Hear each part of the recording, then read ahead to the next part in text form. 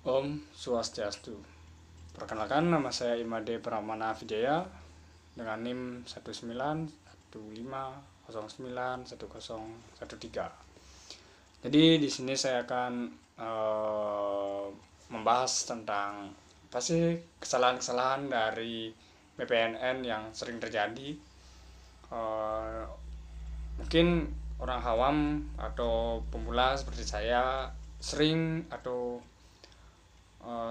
dapat dikatakan sangat keliru atau salah dalam penggunaan dalam simbol-simbol, dalam lane, dalam pool, swim lane seperti itu. Mungkin di sini saya akan membahas tentang kesalahan dari BPMN. Ya, sekarang kita masuk saja ke pembahasan, yaitu masalah-masalah yang sering terjadi dalam BPNN. Yang pertama mungkin kesalahannya pada simbol dalam BPNN. Mungkin karena banyaknya simbol dan itu juga membuat kita sering bingung. Kita mau buat ke bagian seperti ini, kita pakai simbol apa?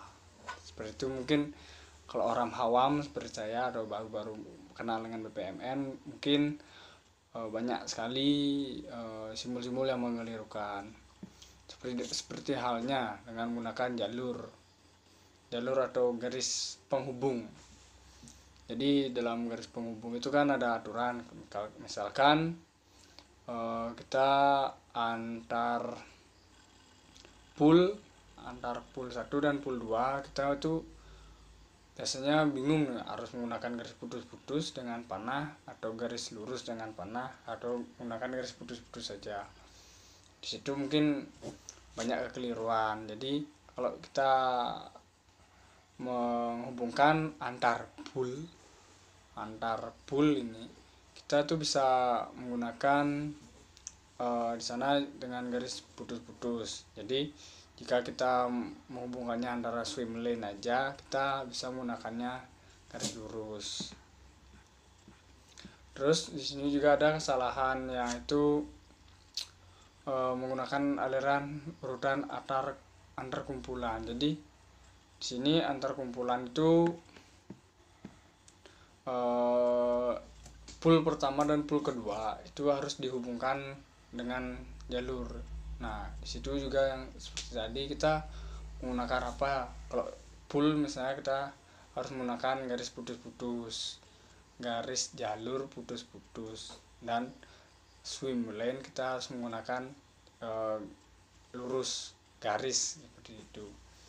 Terus ada juga kita pada proses mungkin ada yang menggunakan start tapi tidak menggunakan end. Jadi dia tuh udah memulai pembuatan start dan tahap 1, tahap 2, tahap 3 tapi tidak diakhiri. Jadi disitu sering kadang kekeliruan yang terjadi. Jadi bingung nih, udah bingung di proses di tengah, lupa ngakhirin atau lupa diizin akhir finish. Jadi untuk membuat program itu harus ada start dan ada finish atau end. So ke swim lane. Nah, pada saat di swim lane ini yang mungkin sering terjadi itu adalah pada saat kita mau mengisi nama swim lane-nya. Misalnya kita mau membuat nama nih, tapi kita bingung apakah dia harus nama orang atau nama jabatan. Jadi itu yang sering kita bikin terkecoh. Kadang-kadang kita bikin nama seseorang yang di sana yang bertugas atau yang menanggung jawabi. Nah, seperti itu jadinya kita agak keliru. Jadi yang benar itu adalah kita harus menggunakan nama dari tugas-tugas tersebut. Misalkan manager, habis itu staff, setelah itu OB, office boy, seperti itu cleaning service, terus ada staff teknisi. Seperti itulah yang harus diisi pada swim lane, bukannya harus nama seperti nama seseorang, bukan. Jadi itu yang mungkin di swim lane-nya ada kesalahan. Setelah itu kita langsung ke pool. Jadi sudah tadi yang ada ke dari simbol ke swim lane-nya, baru ke besar sekarang ke poolnya, yaitu ke wadah atau ke kolam tempat kita berenang. Jadi di pool itu yang sering terjadi kesalahan tuh seperti di simbol tadi, yaitu menggunakan garis penghubung atau jalur.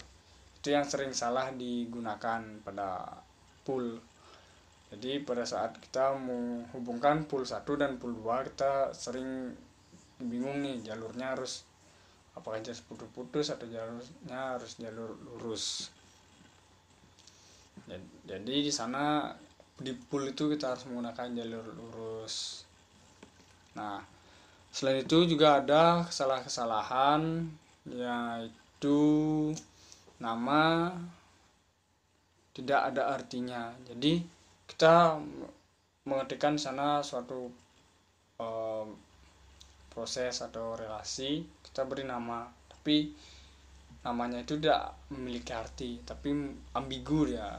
Kita mau seperti apa ya, dikirim apa mengirim, jadi bingung.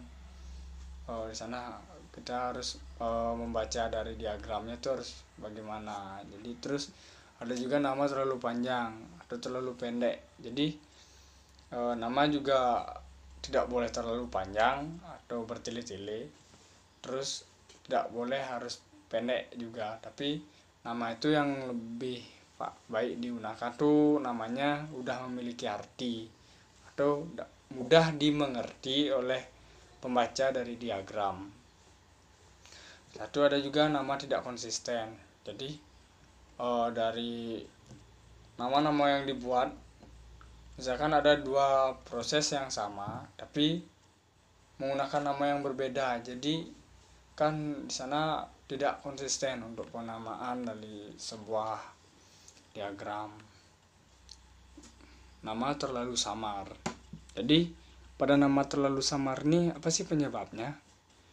Itu kita berpatokan pada kata kerja aktif. Jadi pada kata kerja aktif itu adalah kata kerja yang langsung memiliki arti atau tujuan.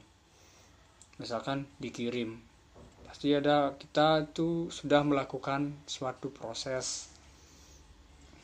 Jadi jika kita menamakannya lakukan, jadi di belakangnya itu harus ada embel-embel kata-kata untuk menyambungkan dari kata-kata lakukan. Jadi lalu lakukan pengiriman, harus kita melakukan pengiriman. Jika kita menggunakan kirim, kita sudah melakukan jadinya, tapi tidak harus menggunakan kata lakukan lagi. Terus ada juga nama diputuskan oleh satu orang. Jadi misalkan dalam pembuatan BPMN itu kita membuatnya dalam satu instansi nih. Kita tidak boleh juga membuatnya sesuai dengan saya yang membuat, saya yang menamakan itu semua. Nanti hal itu tidak akan bisa dibaca atau tidak bisa dimengerti oleh pembaca lain.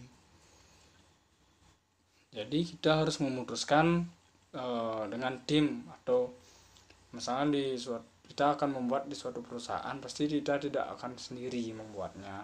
Kita akan mengajak beberapa orang tim dalam pembuatan. Jadi semua tim itu harus tahu apa sih nama-nama, apa sih fungsi nama-nama dari setiap nama pada simbol-simbol BPMN. Jadi sekian dari pembahasan masalah-masalah tentang pemodelan dalam BPMN. Jika ada salah-salah kata atau hal yang kurang di hati atau kurang nyaman didengar, saya minta maaf karena saya juga masih belajar. Jika ada saran-saran atau kritikan, mungkin bisa langsung saja di komen atau diberikan sarannya kepada saya. Terima kasih. Om Santi Santi Santi Om.